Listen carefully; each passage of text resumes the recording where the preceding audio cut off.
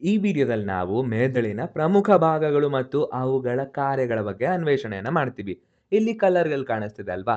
Yellow colour ಇದೆ, ಮಧ್ಯದಲ್ಲಿ ಗುಲಾಬಿ ಕಲರ್ ಇದೆ, ನಂತರ ನೀಲಿ ಕಲರ್ ಇದೆ. ಇವು 3 ಕಲರ್‌ಗಳನ್ನ ಆಧರಿಸಿ ನಾನು ನಿಮಗೆ ಮೆದುಳಿನ ಭಾಗವನ್ನ ಎಕ್ಸ್‌ಪ್ಲೇನ್ ಮಾಡ್ತೀನಿ. ನಮ್ಮ ಮೆದುಳನ್ನು 3 ಭಾಗವಾಗಿ ವಿಂಗಡಿಸಬಹುದು. ಇಲ್ಲಿರುವ ದೊಡ್ಡ ಹಳದಿ ಭಾಗವನ್ನ ನಾವು ಮುಮ್ಮೆದುಳು ಅಂದ್ರೆ ಫೋರ್ ಬ್ರೈನ್ ಅಂತ ಹೇಳಿ ಕರಿತೀವಿ. ಇದರ ನಂತರ ಇರುವ ಭಾಗವನ್ನ ಮಧ್ಯ ಮೆದುಳು ಅಂದ್ರೆ ಮಿಡ್ ಬ್ರೈನ್ ಅಂತ ಹೇಳಿ ಕರಿತೀವಿ. ಸರ್ ಮಧ್ಯ ಮೆದುಳು ಅಂತ ಹೇಳಿದ್ರೆ ಇಲ್ಲಿರ್ಬೇಕಲ್ವಾ ಅಂತ ನೀವು ಕೇಳ್ಬೋದು. ಇಲ್ಲ, ಈ ಹಳದಿ ಭಾಗ ಪೂರ್ತಿ ಎಲ್ಲಾನು ಮುಮ್ಮೆದುಳಿಗೆ ಸೇರುತ್ತೆ. ಈ ಮಧ್ಯ ಮೆದುಳು ಅನ್ನೋದು ಇಲ್ಲಿರುವ ಸಣ್ಣ ಭಾಗವಾಗಿರುತ್ತೆ. ಈ ಮಧ್ಯ ಮೆದುಳು ಅನ್ನೋದು ಮುಮ್ಮೆದುಳು ಮತ್ತು ಹಿಮ್ಮೆದುಳನ್ನ ಕನೆಕ್ಟ್ ಮಾಡುತ್ತೆ. ಸೊ ಈ ನೀಲಿ ಬಣ್ಣದ ಭಾಗ ಬಂದು ಹಿಮ್ಮೆದುಳು ಅಂತ ಆಗುತ್ತೆ. ಈ ಹಿಮ್ಮೆದುಳು ಅನ್ನೋದು ಮೆದುಳಿನ ಕೊನೆಯ ಪಾರ್ಟ್ ಅನ್ನ ಹೊಂದಿರುತ್ತೆ. ಸೊ ಈಗ ಗೊತ್ತಾಯ್ತಲ್ಲ, ಮೆದುಳಲ್ಲಿ 3 ಭಾಗ ಇರುತ್ತೆ. ಈ 3 ಭಾಗವನ್ನ ನಾವೀಗ ಡೀಟೇಲ್ ಆಗಿ ನೋಡೋಣ. ಮೊದಲಿಗೆ ಈ ಮುಮ್ಮೆದುಳು ಅನ್ನೋದು ನಮ್ಮ ಮೆದುಳನ್ನು 2 ಪ್ರಮುಖ ಭಾಗವಾಗಿ ವಿಂಗಡಿಸುತ್ತೆ. ಈ ದೊಡ್ಡ ಹಳದಿ ಭಾಗ ಏನಿದೆ ಈ ಮುಂಭಾಗ, ಇದನ್ನ ನಾವು ಸೆರಿಬ್ರಮ್ ಅಂತ ಹೇಳಿ ಕರಿತೀವಿ. ಸೆರಿಬ್ರಮ್ ಅಂತ ಹೇಳಿದ್ರೆ ಮಹಾ ಮಸ್ತಿಷ್ಕ. ಈಗ ನಾವ್ ಯೋಚನೆ ಮಾಡೋದು, ಮಾತಾಡೋದು ಇದೆಲ್ಲಾನು ಸೆರಿಬ್ರಮ್‌ನ ಒಂದು ಕಾರ್ಯ ಆಗಿರುತ್ತೆ. ಮತ್ತು ಮುಮ್ಮೆದುಳಿನ ಒಳಭಾಗ ಅಂತ ಬಂದ್ರೆ ನೋಡಿ, ಮುಮ್ಮೆದುಳಿನ ಒಳಭಾಗಕ್ಕೆ ಬಂದ್ರೆ ಇಲ್ಲಿರುವ ಭಾಗವನ್ನ ನಾವು ಥಾಲಮಸ್ ಅಂತ ಹೇಳಿ ಕರಿತೀವಿ. ಇದರ ಕೆಳಗಿರುವ ಒಂದು ಪುಟ್ಟ ಜಾಗವನ್ನ ನಾವು ಹೈಪೋಥಾಲಮಸ್ ಅಂತ ಹೇಳಿ ಕರಿತೀವಿ. ಈ ಹೈಪೋಥಾಲಮಸ್ ಅನ್ನೋದು ಹೆಸರಲ್ಲೇ ಇದೆ. ಹೈಪೋ ಅಂದ್ರೆ ಚಿಕ್ಕದು. ಅಂದ್ರೆ ಥಾಲಮಸ್‌ಗಿಂತ ಚಿಕ್ಕದಾಗಿರೋದ್ರಿಂದ ನಾವು ಈ ಭಾಗವನ್ನ ಹೈಪೋಥಾಲಮಸ್ ಅಂತ ಹೇಳಿ ಕರಿತೀವಿ.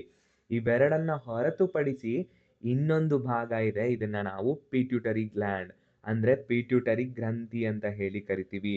ಈ ಪಿಟ್ಯೂಟರಿ ಗ್ರಂಥಿ ಅನ್ನೋದು ನಿಮ್ಮ ದೇಹದ ಇತರೆ ಎಲ್ಲಾ ಗ್ರಂಥಿಗಳನ್ನು ನಿಯಂತ್ರಿಸುವ ಒಂದು ಮುಖ್ಯ ಗ್ರಂಥಿಯಾಗಿದೆ. ಇದನ್ನ ನಾವು ಮಾಸ್ಟರ್ ಗ್ಲ್ಯಾಂಡ್ ಅಂತ ಹೇಳಿ ಕರಿತೀವಿ.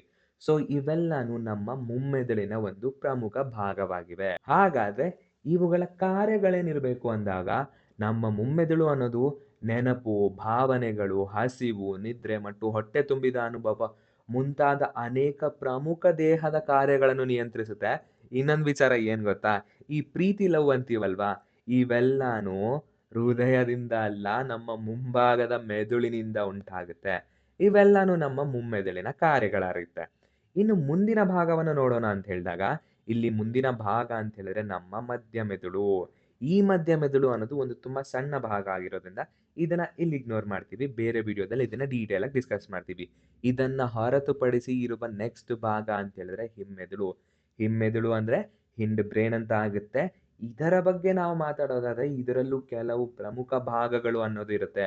ಸೊ ಇಲ್ಲಿರುವ ಸಣ್ಣ ಗುಡ್ಡೆಯಂತ ಜಾಗವನ್ನ ನಾವು ಪಾನ್ಸ್ ಅಂತ ಹೇಳಿ ಕರಿತೀವಿ. ಮತ್ತೆ ಮೆದುಳಿನ ಕೆಳಗಿಳಿತಿರೋ ಈ ಭಾಗವನ್ನ ನೋಡಿ ನಾವು ಮೆಡುಲಾ ಒಬ್ಲಾಂಗೇಟಾ ಅಂತ ಕರಿತೀವಿ. ಇದನ್ನ ಹೊರತುಪಡಿಸಿ ಇಲ್ಲಿ ಸಣ್ಣ ಮರದ ಎಲೆಯ ರೀತಿ ಒಂದು ಭಾಗ ಇದೆ ನೋಡಿ. ಇದು ಸಣ್ಣ ಮರದ ರೀತಿಯ ಭಾಗ ಅಂತ ಹೇಳ್ಬೋದು, ಅಥವಾ ಇದನ್ನ ನಾವು ಸಣ್ಣ ಬ್ರೈನ್ ಅಂತಾನೂ ಹೇಳ್ಬೋದು. ಇದನ್ನ ನಾವು ಸೆರಿಬೆಲ್ಲಮ್ ಅಂತ ಹೇಳಿ ಕರಿತೀವಿ. ಅಂದ್ರೆ ಅನುಮಸ್ತಿಷ್ಕ ಅಂತ ಹೇಳಿ ಕರಿತೀವಿ. ಇಲ್ಲಿ ನೋಡಿ, ಮಹಾಮಸ್ತಿಷ್ಕ, ಅನುಮಸ್ತಿಷ್ಕ, ಸೆರಿಬ್ರಮ್, ಸೆರಿಬೆಲ್ಲಮ್. ಇದು ಸ್ವಲ್ಪ ಕನ್ಫ್ಯೂಷನ್ ಅಂತ ಅನ್ಸುತ್ತೆ. ನೀವೇ ಇದನ್ನ ಹೆಂಗಾದ್ರೂ ನೆನ್ಪಿಟ್ಕೋಬೇಕು. ಇದಾದ ನಂತರ ಇದರ ಕಾರ್ಯಗಳೇನು ಅಂತ ಬಂದಾಗ, ಮೊದಲು ಮೆಡುಲಾ ಒಬ್ಲಾಂಗೇಟಾ ಇಂದ ಶುರು ಮಾಡೋಣ. ಈ ಮೆಡುಲಾ ಒಬ್ಲಾಂಗೇಟಾದ ಮುಖ್ಯ ಕೆಲಸ ಏನು ಅಂತ ಹೇಳಿದ್ರೆ, ನಮ್ಮ ಜೀವನಕ್ಕೆ ಅಗತ್ಯವಾದ ಅನೈಚ್ಛಿಕ ಕ್ರಿಯೆಗಳಾದ ಹೃದಯದ ಬಡಿತ, ಉಸಿರಾಟ, ರಕ್ತದ ಒತ್ತಡ ಹಾಗೂ ಕೆಲವು ಪುರಾವರ್ತಿತ ಕ್ರಿಯೆಗಳನ್ನು ನಿಯಂತ್ರಿಸುವುದು.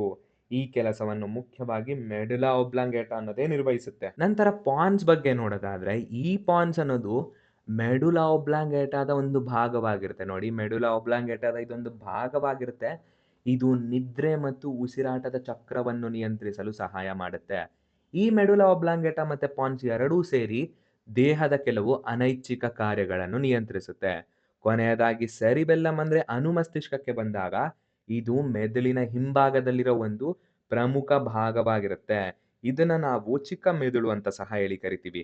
ಇದರ ಮುಖ್ಯ ಕೆಲಸ ಬಂದು ದೇಹದ ಸಮತೋಲನ, ಚಲನೆಗಳ ಸಮನ್ವಯ ಮತ್ತು ಮೋಟಾರ್ ಮೆಮೊರಿಯನ್ನ ನಿಯಂತ್ರಿಸುವುದು. ಉದಾಹರಣೆಗೆ ಸಮತೋಲನ ಅಂದ್ರೆ ಎಲ್ಲಿ ಅಂದ್ರೆ ಓಡೋದ್ರಲ್ಲಿ, ವಾಕ್ ಮಾಡೋದ್ರಲ್ಲಿ, ಸೈಕಲ್ ಓಡಿಸೋದ್ರಲ್ಲಿ, ಈ ಎಲ್ಲಾ ಕೆಲಸಗಳನ್ನು ಮಾಡುವಾಗ ನಾವು ದೇಹದಿಂದ ಬೀಳದೆ ಇರೋಂಗೆ, ಅಂದ್ರೆ ನಮ್ಮ ದೇಹ ಕೆಳಗೆ ಬೀಳದೆ ಇರೋಂತೆ ಬ್ಯಾಲೆನ್ಸ್ ಅಲ್ಲಿ ಈ ಸೆರೆಬೆಲ್ಲಮ್ ಅನ್ನೋದು ಕಾಪಾಡುತ್ತೆ. ಅದೇ ಈಗ ಒಬ್ಬ ವ್ಯಕ್ತಿ ಏನ್ ಮಾಡಿರ್ತಾನೆ, ಮದ್ಯಪಾನ ಮಾಡಿರ್ತಾನೆ ಅಂತ ಅನ್ಕೊಳ್ಳಿ. ಈ ಸೆರೆಬೆಲ್ಲಮ್ ಅನ್ನೋದು ದೇಹವನ್ನು ಸಮತೋಲನದಲ್ಲಿ ಇಡಕ್ಕಾಗಲ್ಲ.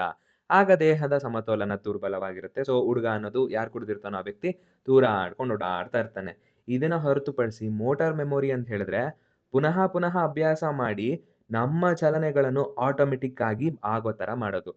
ಉದಾಹರಣೆಗೆ ಶುರುನಲ್ಲಿ ಸೈಕಲ್ಲು ಪೆಡಲ್ ಹೆಂಗ್ ತುಳಿಬೇಕು ಅಂತ ಯೋಚನೆ ಮಾಡ್ತಾ ಇರ್ತೀವಿ. ಆಮೇಲೆ ಅಭ್ಯಾಸ ಆಗಿ ಆಟೋಮ್ಯಾಟಿಕಲಿ ನಾವು ಸೈಕಲ್ ತುಳಿಯಲ್ವಾ? ಇದನ್ನೇ ನಾವು ಮೋಟಾರ್ ಮೆಮೊರಿ ಅಂತ ಹೇಳಿ ಕರಿತೀವಿ. ಈಗ ಅರ್ಥ ಆಯ್ತಲ್ವಾ? ಮಹಾಮಸ್ತಿಷ್ಕ ಅಂದ್ರೆ ಏನು? ಅನುಮಸ್ತಿಷ್ಕ ಅಂದ್ರೆ ಏನು? ಮುಮ್ಮೆದುಳಲ್ಲಿ ಯಾವ ಭಾಗ ಇದೆ? ಇದರ ಕಾರ್ಯಗಳೇನು ಅಂತ, ಅದೇ ತರ ಹಿಮ್ಮೆದುಳಲ್ಲಿರುವ ಭಾಗಗಳ್ಯಾವುದು? ಇದರ ಕಾರ್ಯಗಳೇನು ಅಂತ ಈ ವಿಡಿಯೋವನ್ನ ಮತ್ತೆ ನೋಡಿ ಅರ್ಥ ಮಾಡ್ಕೊಂಡು ಆಮೇಲೆ ನೆಕ್ಸ್ಟ್ ವಿಡಿಯೋಗೆ ಹೋಗ್ಬೇಕು.